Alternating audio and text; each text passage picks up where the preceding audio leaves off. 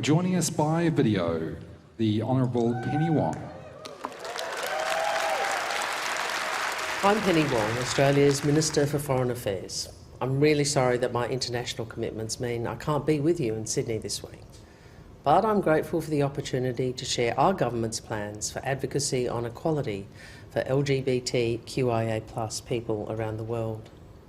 But first, I begin by acknowledging the Gadigal people of the Eora Nation, the traditional owners of this land on which this Human Rights Conference is held. And I pay my respects to Elders past and present. I acknowledge First Nations peoples from around the world participating in this conference. And I thank Anna Brown and her team at Equality Australia for their effective advocacy and their leadership in hosting this conference. In the world of international relations, we often hear people say we have no choice but to deal with the world as it is. That's not enough. We need to deal with the world as it is, and we need to do what we can to shape it for the better. That was the international consensus that underpinned the Universal Declaration of Human Rights, and that is the movement we must all drive forward today, recognising that all human beings are born free and equal in dignity and rights, that all of us have the right to recognition as a person before the law, all of us equal before the law, all of us entitled without any discrimination to equal protection before the law. But all of us know that this is not the world we currently live in, and we have no choice but to face that reality. And the facts are clear. In too many countries, LGBTQIA+ people experience targeted persecution and discrimination, facing attacks on their dignity and identity and barriers to essential healthcare, facing criminalisation and punishment, even facing the death penalty simply for being who they are. We know that for too many people, this is the world they face. But we also know there is reason for hope. Hope for change, hope for better. We've seen this in Australia, which over many decades has removed discrimination against LGBTQIA+ people, most recently with the Australian people overwhelmingly voting in favour of marriage equality 5 years ago. And in many other parts of the world there has been heartening progress. Since 2012, 13 countries have decriminalised homosexuality, including Singapore, Bhutan, Nauru and Palau. In further moves towards equality in our region, same-sex couples in Thailand now have the right to adopt children, as well as the same legal rights as married people regarding property. And following Taiwan's embrace of marriage equality in 2019, the first in Asia to do so, transnational same-sex couples are now also able to get married in Taiwan. This progress is driven by you and your colleagues, individuals and organisations like those gathered for this conference. It is the result of your tireless efforts to advance tolerance, diversity, equality and social justice. So this conference is about you and your work. And so I'm proud of the support our government has provided to bring representatives from across the region to participate. We recognise that to act meaningfully, we must act in support and alignment with those on the ground. We will listen to the voices, views and priorities of LGBTQIA+ human rights defenders and civil society, the voices of those who best know the context, challenges and opportunities in their countries. Leaders like DIVA, Diverse Voices for Action for Equality in Fiji, leaders like APCOM, who alongside their work on health, work with 35 countries in Asia and the Pacific to strengthen human and legal rights, reducing stigma and building inclusion. Australia's first Ambassador for Human Rights will lead our advocacy for human rights and for LGBTQIA+ equality, and she will be supported by our Ambassador for Gender Equality. They'll join me and my ministerial colleagues in strengthening Australia's leadership and diplomacy to uphold the Universal Declaration of Human Rights. And we will offer more practical support. A new Inclusion and Equality Fund will be Australia's first dedicated fund to support LGBTQIA+ civil society organisations and human rights defenders, international partnerships and networks, helping address social stigma and legal discrimination. It will have an initial $3.5 million funding this year, and as a first step, it will make an increased contribution to the Global Equality Fund for emergency assistance to human rights defenders and support to LGBTQIA+ organisations in our region who are working to catalyse change. But this is just the start. In the coming months, I've asked our Department of Foreign Affairs and Trade to consult across our region and our community to identify the areas in which we are best equipped to make a difference. And this will inform a dedicated LGBTQIA+ human rights engagement strategy, including bilateral and multilateral diplomacy, development and humanitarian assistance. Because we can't just take the world as it is. We have to do what we can to shape it for the better, for all of us.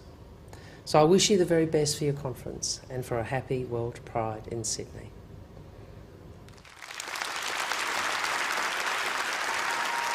We give a very warm welcome to the Attorney-General of Australia, the Honourable Mark Dreyfus. Thanks very much. Could I acknowledge the Gadigal people of the Eora Nation as the traditional owners of the land from which I speak this morning.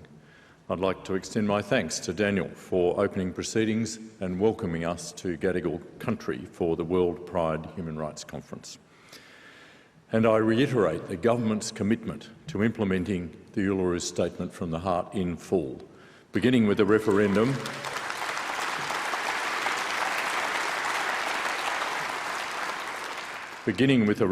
to enshrine an Aboriginal and Torres Strait Islander voice in the Australian Constitution during this term of Parliament. Can I acknowledge the many distinguished guests here today? Ministers and members of Parliament, officials from the Indo-Pacific region and from all over the world, representatives of Australia's international partners and the UN Independent Expert on Protection against Violence and Discrimination based on sexual orientation and gender identity, and most of all, the LGBTQI+ human rights defenders, community members and allies here today. Thank you for your leadership, your fortitude and your resilience. Your advocacy for LGBTQI+ equality has made the world a better place.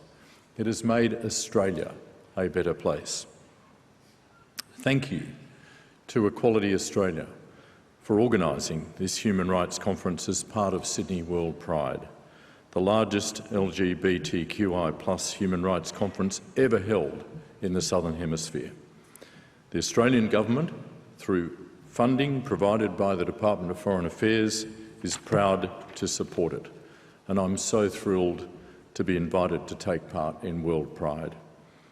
I have the honour of delivering this address on the heels of my colleague, Senator Penny Wong, Australia's indefatigable and incomparable Minister for Foreign Affairs, who I know is sorry that she is unable to be here with us in person today. On behalf of the Australian Federal Government, I'd like to first say welcome. Our message to everyone attending today is simple. No matter who you are, who you love, or where you come from, you should be valued, equal and celebrated. For those who don't know me, my name is Mark Dreyfus and I'm the Attorney-General of Australia. On reflecting on how to welcome you all to Australia as you commence 3 days of discussion, ideas and debate, I thought it would be useful to say a few things about the struggle for equality in Australia, a struggle led by civil society, activists and the union movement.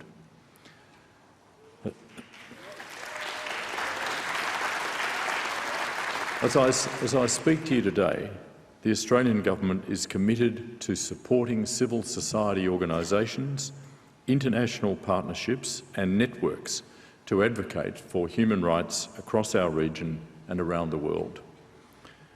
Advocating for human rights means advocating for the rights of LGBTQI+ people. It means helping to address social stigma and legal discrimination at home, in our region and across the world. According to Human Rights Watch, at least 67 countries continue to criminalise same-sex relations between consenting adults. That is a disturbing statistic. But it is worth reflecting on just how recently it was that Australia had a place on that list. When I started attending university in Melbourne in the 1970s, homosexuality was a crime, not just in my home state, but right across Australia. At the time of the first Mardi Gras in 1978, only South Australia and the Australian Capital Territory had decriminalised homosexuality in 1975 and 1976 respectively. It took until 1997 for the last Australian jurisdiction, Tasmania, to decriminalise homosexuality. 1997. This occurred following a complaint to the United Nations Human Rights Committee, the landmark Toonen and Australia complaint, which was brought by Nicholas Toonen, a gay man from Tasmania. There was no domestic law that Mr Toonen could invoke, no domestic remedy available to him.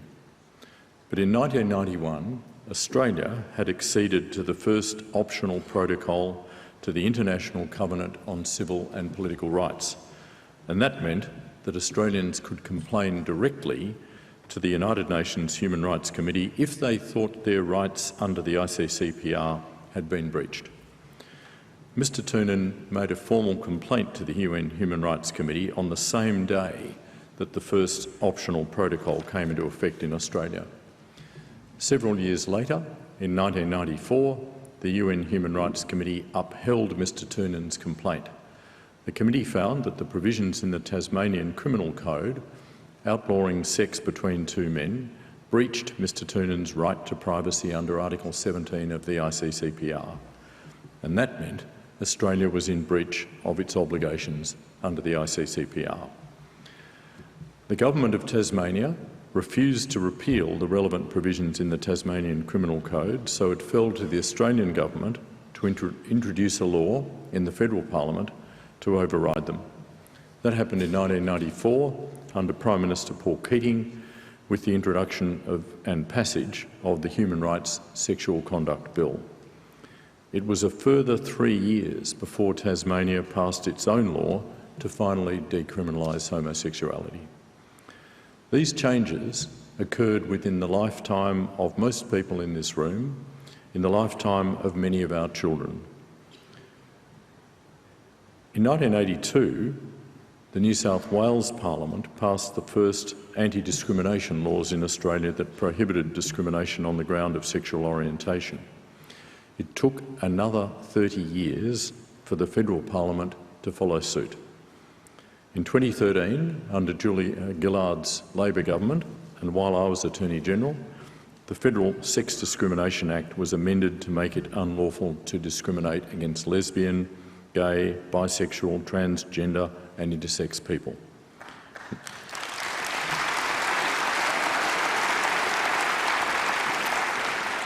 We introduced 3 new protected attributes: sexual orientation, gender identity and intersex status. And just last year, our government added gender identity and intersex status as protected attributes under the Fair Work Act.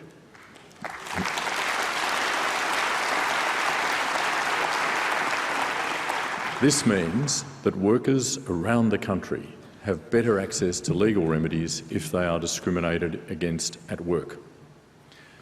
This year marked the first time a sitting Prime Minister marched in Sydney's Mardi Gras.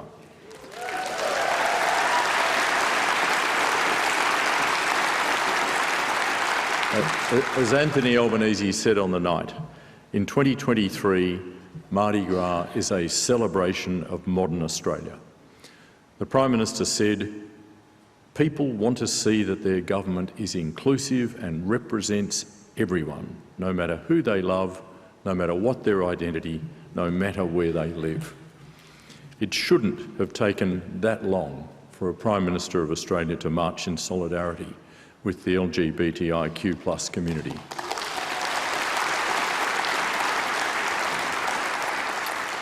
Today, Australia is committed to being a global leader in promoting, protecting and upholding human rights, not because we are perfect, but because our own recent history teaches us that positive change is possible, and the progress that has been made to address the social stigma and legal discrimination faced by the LGBTQI+ community in this country has made Australia a better place for everyone.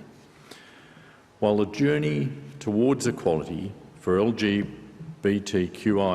people has already been long and difficult, and while I do not pretend that we have achieved full equality, I thought it was worth reflecting on how far Australia has come. But it is also worth reflecting on what has been happening in our region and around the world. We do see laws changing in terms of decriminalisation, strengthened anti-discrimination laws, marriage equality and gender recognition. For example, 11 countries, including 2 in the Pacific, have decriminalised homosexuality since 2012. Lesotho and Palau in 2014, Mozambique, Belize, Nauru in 2016, the Seychelles, Trinidad and Tobago, India, Botswana, Angola and Barbados. We are hopeful this trend will continue. Singapore's Parliament passed the repeal of Section 377A of the Penal Code on the 29th of November 2022.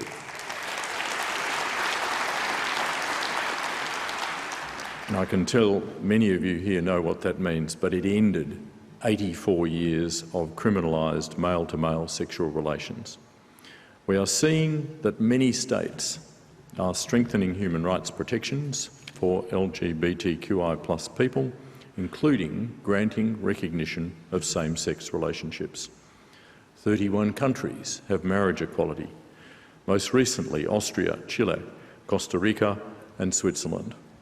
And an additional 12 made civil unions or registered partnerships available for same-sex couples.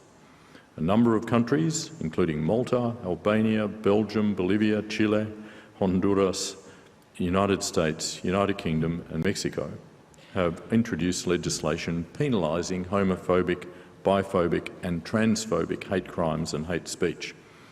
As we look to the road ahead, we can see we are building on progress. But there is always more to do. As just mentioned by Senator Wong, we are expanding our efforts in the Asia-Pacific through Australia's first dedicated fund to promote international LGBTQI+ rights. Because it's not enough for Australia to protect and promote LGBTQI+ rights within our own borders.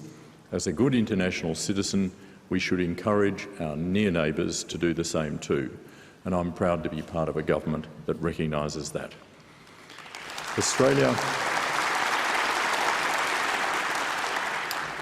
Australia actively works with diplomatic networks and state coalitions to promote the multilateral human rights system. For example, at the 50th session of the UN Human Rights Council last year, Australia and like-minded states strongly supported and advocated for the renewal of the mandate for the independent expert on sexual orientation and gender identity. We succeeded against fierce opposition. I acknowledge Victor Madrigal Borlos, the outgoing independent expert, in the audience here. I commend him for the critical work of the office in research and awareness raising, holding dialogues and calling states to account. The Foreign Minister's announcement earlier, I hope, will continue to support Australia's international advocacy supporting LGBTQI+ communities. Our government's approach to advancing rights for LGBTQI+ Australians is cross-portfolio. Across health, foreign affairs, employment and workplace relations, social services, we all have a role to play. You just heard from the Honourable Penny Wong, Minister for Foreign Affairs.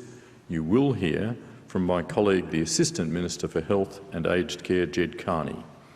She hosted a roundtable on LGBTQI+ health and wellbeing yesterday as the first step in a national consultation process with LGBTQI+ people about their unique and health and mental health issues as well as barriers to access and care. You will hear from the Minister for Health, Mark Butler, who will be introducing the Community Responses to Mental Health Challenges panel.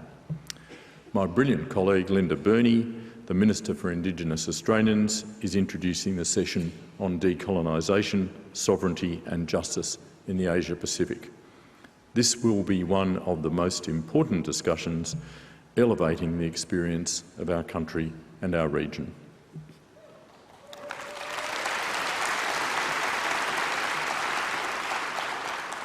When Australia won the bid to host World Pride in Athens, we promised you that we wanted to give a platform to the voices of First Nations people and from the Asia-Pacific region. This is the first time World Pride has been hosted in the Southern Hemisphere. This is such an incredible opportunity to have so many communities gathered in the same place, sharing the stories, struggles and building solidarity across our region and the world. Take the opportunity to listen to those perspectives and take them with you when you leave, so you can use your platforms to continue to advocate and ensure that there is a lasting legacy of Sydney World Pride. I welcome you all to Australia and I wish you all the very best for this conference. Thanks very much.